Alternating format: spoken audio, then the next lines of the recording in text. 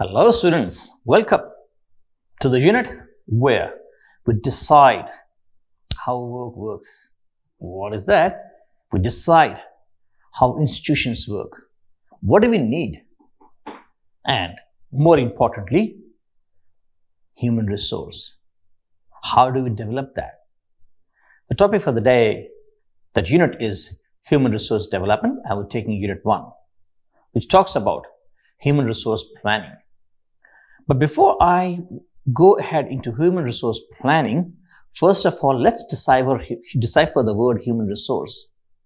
So resource is anything that you use to make a product or a service, right? Now, human resource, what does it mean? So human resource is a resource like any other resource. So I think I need to explain resource first, isn't it? So let's explain resource first. I'll take an example of making a house.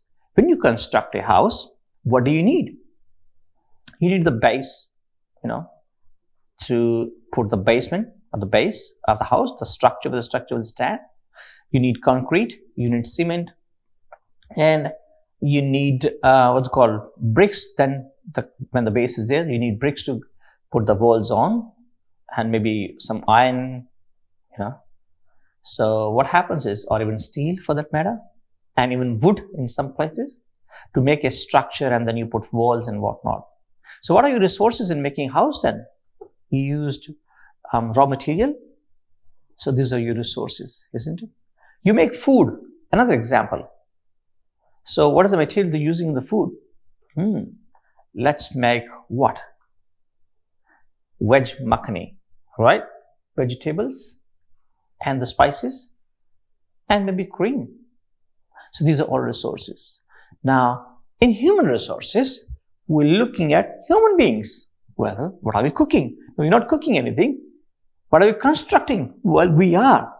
We are developing a product or a service. So in developing a product or a service, humans, they do come under a very, very important aspect called resources. Now, the unit 1, which talks about human resource planning, I really want to focus and emphasize that due to COVID-19 and due to immersion of technology into hospitality and tourism, we realize that in the last couple of years, we are going into less or no touch policy. What does it mean? It means that we need less interaction with our clients and guests. Why? For the safety, for social distancing, and for avoiding the risk of transmission of the virus.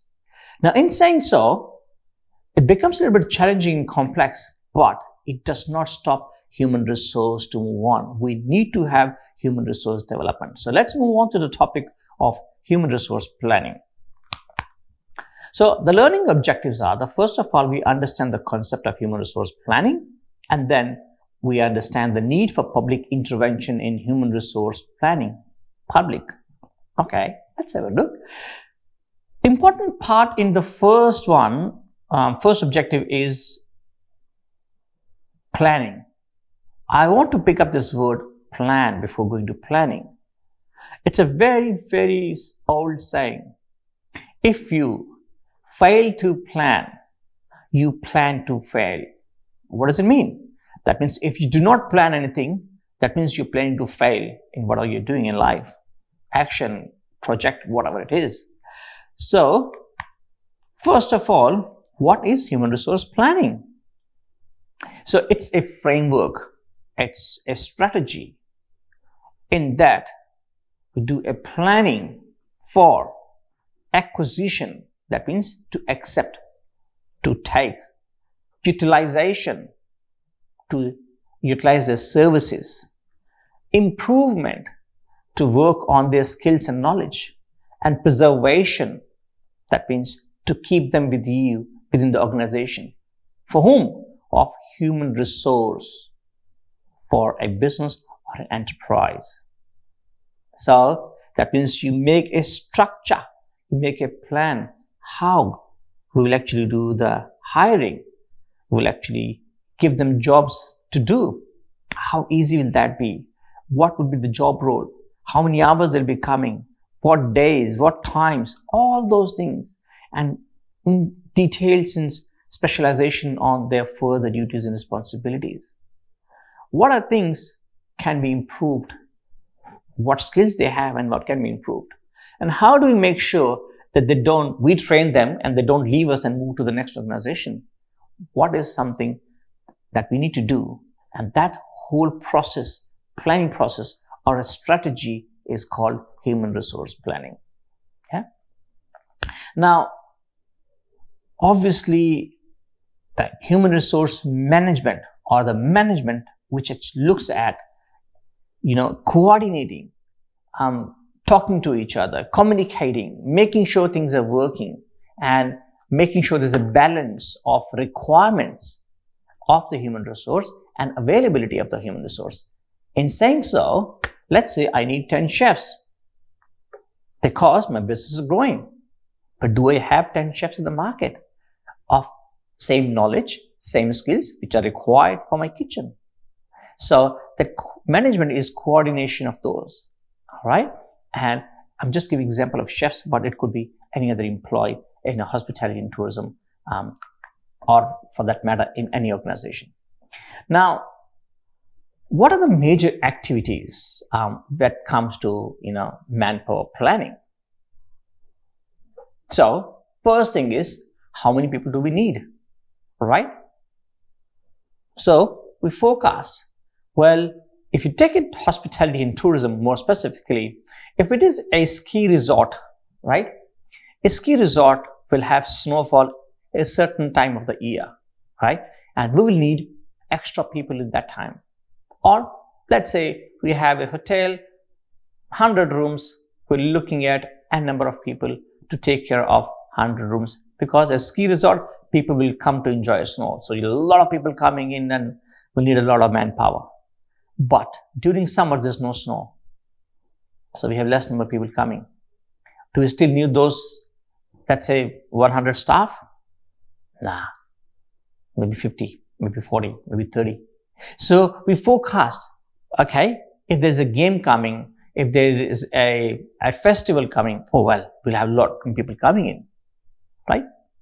Now, if there is any Olympics coming, the whole city will need a lot of people. So that's called forecasting, looking at the future, looking at the dates. So it's managing dates, what dates, who's coming, what is the function, and how do we manage those functions.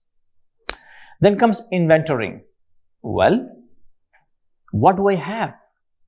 If I forecast it, I'll need 100 people in that particular time in the ski resort. How many people do I have at the moment? I need to know. What are their skills?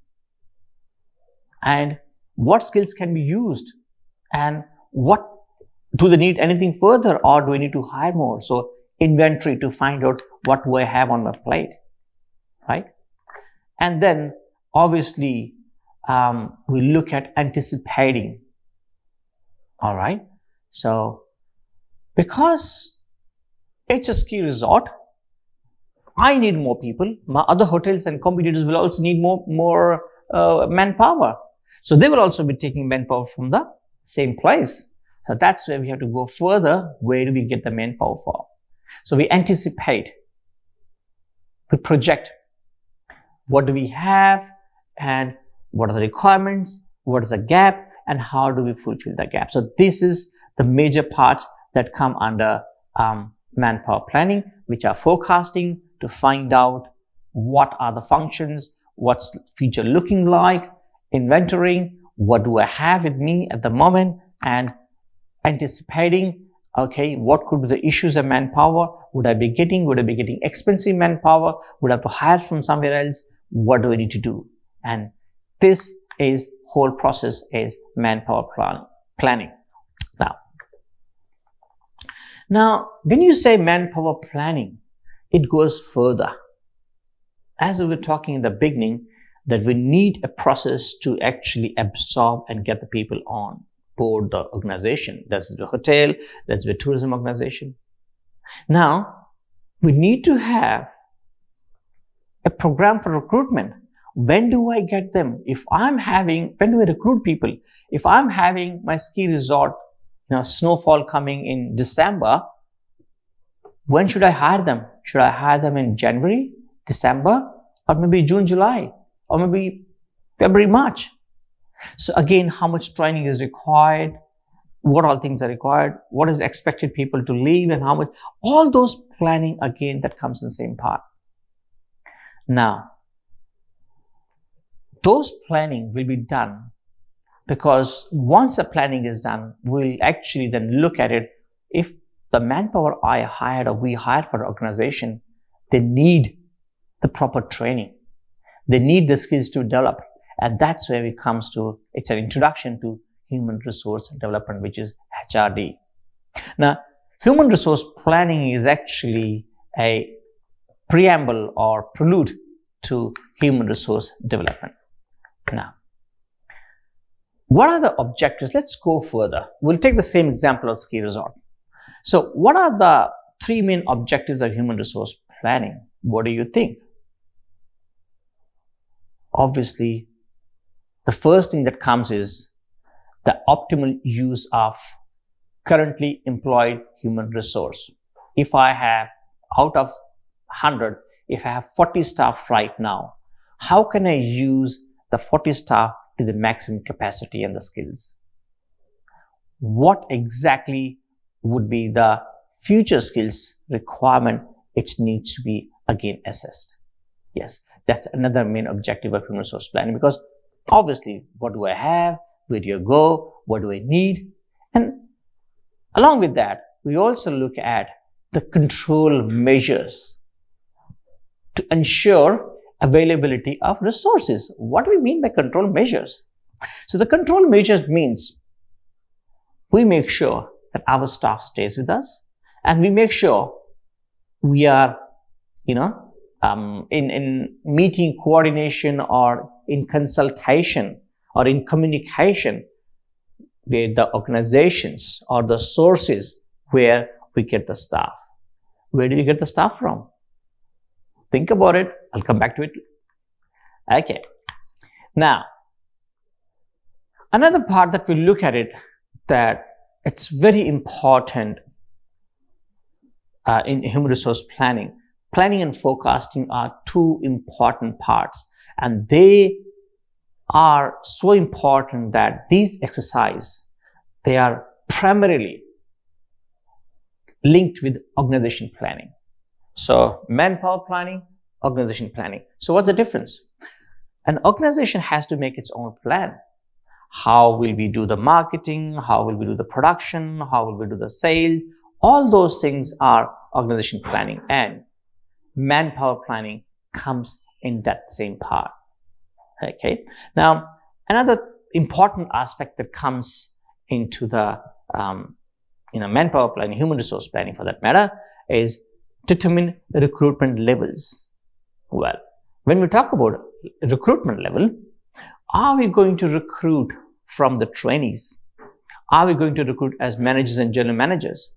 Whom are we recruiting? What level of skill do we need? What training are we going to give? Which is the best training? Where we get, because training costs money and time. You may still recover money, but you not recover time. If you're not able to serve your customer, guess you have an angry customer because your staff is not trained properly or on time, you lost the game there. Yeah? And these programs or this planning, they give us an indication of developing a management development programs. So what are management development programs? Also in education, it's called FDP, Faculty Development Program. So what is it? That we prepare the management. How do we manage people? How do we take care of them? How we hire, how we maintain, and how we give them promotions and whatnot. Now, as I was saying, manpower planning really needs experienced people, and it costs money. Now, if I hire a manager, and then I hire an assistant manager, then I hire 2 coordinators for a 20-room hotel, I think I'm doing a mistake already. You know why? because we do not need so many people to just manage 20-room hotel. This would be different if I was having a 5-star hotel with 500 rooms. So, if we are not wisely using our manpower, it is going to cost us more. And it is imperative to cost the manpower when the new projects are coming in, or even the older projects.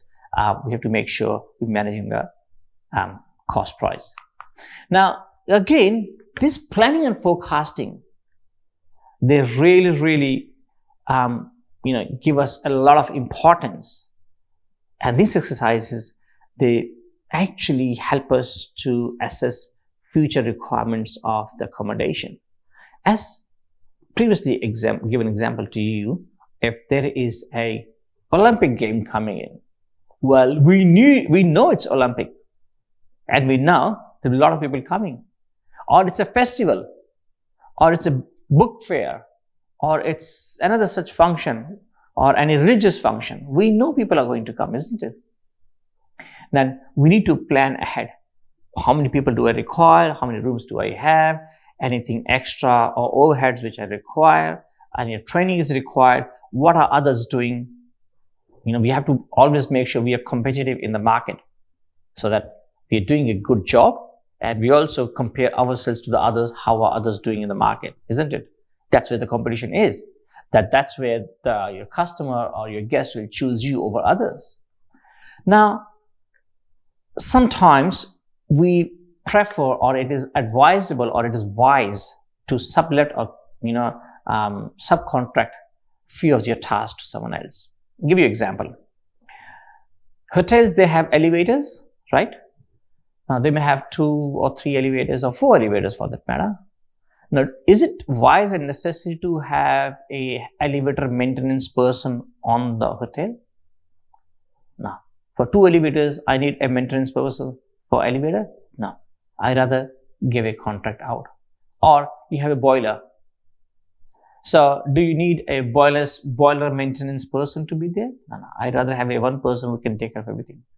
So, sometimes it's a good idea to subcontract few things, depending on your size, depending on your availability, depending upon the surroundings. You never know. You don't even get a contractor in the surroundings. You may have to hire a person. Yeah. Now, going more into conceptual part of it. So, human resource planning is actually, what is it doing? It's giving us a, you can say, direction, or it's preparing us to take some actions in future. That in winter times, Christmas time, we'll have so many people doing shopping, we'll need so many extra staff. Christmas time, it's actually winters and it's snow, we'll need so many extra waiters or waitresses or managers or whatever staff, depending where we are, if you're a ski resort. Like, take example of Ladakh. People of Ladakh are open for some time and then they close for the rest of the world because of heavy snow, right? So they actually need to plan how much people do we need? Where do we get the food from? Who will transport us? When we keep? Where we keep? All those things are part of planning process, right? So we take decisions. So it may be interpreted or put in this way. That's a process of preparing a set of decisions on human resource development for future action. Now, how do we take these future actions? We anticipate, right? We prepare ourselves. So what we do is, we do planning primarily in 2 types. Number 1, what are the employment opportunities that are coming in the future? And how can we reduce the cost? How can we increase the efficiency by adding new technologies? And how can we, enhance economic development? Now, I would like to give an example over here. Earlier, when the guests used to check in, the housekeeping staff used to get the room ready. Once the housekeeping staff has got the room ready, the supervisor used to go and check the room physically and give it a tick. Once he's ticked all the rooms, then he will give this to the reception that so and so rooms are ready for service. Now, and the receptionist used to then allocate the room.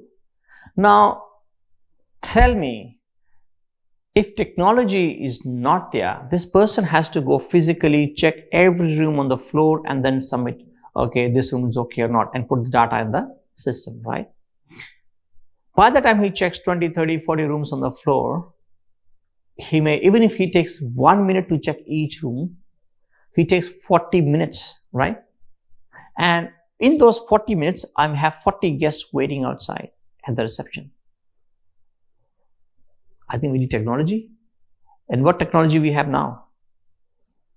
He may take his iPad, tick, tick, tick, tick, tick. As soon as he goes to room, he goes green, green, green, green. As soon as he hits a button green here on his iPad or whatever, it goes to the reception immediately, and reception can start allocating the rooms, isn't it? So again, touch technology is supporting us for human development. Okay, so in the concept further, we'll take some investments that really have the potential to contribute to human resource development, and those are, number one, investment in health and nutrition. Well, health and nutrition is very, very important because it's dealing in human resource. So we have to have the people who are healthy. We have to have people who have nutrition, food and diet, and they are really ready to work, happy, and give a customer service, because we're dealing with humans in hospitality and tourism, right? And obviously, another part is social and economic equality. Now, a person in a society has to be equal in terms of the level and standards when they work. In this hospitality industry, what happens is, if my morale is not up and high, I may not be able to give my 100%. And also, in terms of financially, if I'm not really getting any wages and proper, money to work, I may have a lot of issues, and that will reflect on me when I start working and when I come back to work. So I may not be able to give my 100%. And thirdly, and quite importantly, education and training. If I do not have the right skills, if I do not have the right knowledge, I may not be able to fulfill the requirements in the industry. So these three parts are really the areas which have potential to contribute to human resource development. Now, obviously, the human resource in planning that involves making the conscious decisions, the right decisions in future. First of all, regarding education and training. Well, to facilitate future actions. Because if I give training here, I'm going out to the institution. If you get training now, once you finish your training, you will go out and start working in the industry, isn't it? And you will demonstrate your skills and knowledge. And you will be part of the workforce in the future. But there's another very important decisions which we need to take is about parents' influence or parental influence. When, especially in our culture or in our, you can say, subcontinent, parents really make a lot of difference in terms of what children should do or not do in terms of their education achievements. What do you want to become and how do you want to achieve your goals is actually most influenced by your parents, right? Now, that may and may not be into the right direction. So let's take it this way. If employees of the hospitality and tourism, industry, if you consider them as users of human resource, isn't it? In the human resource planning process. So let's say we're doing a process of human resource planning, and in that process, so employees, they could be considered as users. What do they use? Because these are one who are using a product or a service. So what is a supplier? So we're talking about human resource as a product. So who is using human resource? The hotels, the restaurants, the tourism organization. And who are the suppliers? Parents, maybe students, isn't it? So they are actually considered as suppliers. Now, what is the relation in terms of, these two, in terms of human resource development and the suppliers and users. Do they share any knowledge? Do they exert any force? Well, they do. You know why? Because both users and suppliers, they depend on each other. Who are users? Users are hotels. Who are suppliers? Parents, institutions, college students, they're suppliers, right? What do they give? They give human resource. Now, if hotels give a job because they need someone to work for them and make money for them, isn't it? They do make money because someone works for them. At the same time, when the students, they finish the course and then they go to study, to work, they get money for working over there. Isn't it? Give and take. So, there must be a balance in welfare. The staff must get proper money, they must get proper facilities, and the employer says, you must give me proper output that I need. Now, Pareto gave a definition on optimality. Well, that means a balance, optimal balance, or a welfare, where a welfare of each participant is viewed from the point of view of individual's perception of choices and preferences. So, what are the individual's perception in terms of choices and preferences as per their standards? Let's take an example. I go to a restaurant. I order a dish. I order pasta, and I love that pasta. And my sister, who is there with me, we share pasta with her. She doesn't like the pasta. Well, she says, that's not good enough. Why? Number one, it could be she doesn't like the pasta itself. Number two, maybe she has a better taste for the same pasta. She has to have it in a better way, or she makes a better way. So her preference and choice will be different to mine, isn't it? We both might be working in the same organization and getting same salary, but I might be satisfied and she might not be satisfied, right? But we need to look at a balance if the money is enough, if the facilities are good, or if we are giving them back what they're supposed to give back. So what are the conditions to achieve a Pareto's optimality in resource allocation are that your consumers must be informed. Your consumers are your students, your parents and all. And there should be absence of economies of scale in production or consumption. What is economies of scale? Economies of scale means that you have huge mega places where we have a lot of students coming out, or a lot of jobs are there. So production is students, consumption is the hotels. So I'll give you an example. Before we used to have shops in the streets, we used to go and buy groceries and stuff. What do we have now? Mega malls. Your mega malls are huge economy of scale. They invest a lot of money in their economy of scale, right? And then the third thing is absence of public goods. Government, when government starts putting in, goods, that means they are giving the sources of human resource. Now, the human resource planning actually involves parental ignorance. So what is parental ignorance? What if I do not know about the current trends in the market, about human resource requirements? We do not have or maybe parents are not educated enough for the current trend. Education does not mean just the schooling. Education in what's going on in the market. Or maybe they had bad experience and they said, oh no, this is not a good place to move on. I will not get you to do this course. Give me an example of my own. When I was going to do hotel management, I'm talking about 30 years back. Maybe not 30, sorry, my bad, 25. So at that time, my parents were like, fair enough, you want to do, go ahead and do it. My both parents were teachers, so fair enough. If you feel like you want to do it, go do it. We're there with you. But not everyone was the same. Now, sometimes there are career challenges and that are again put in front of children. Come on, you're going to do this, you can't achieve this, you have to do that. Especially research, quite challenging, but quite rewarding too, right? Again, we have different jobs roles in the world, and especially hospitality and tourism is not just easy peasy.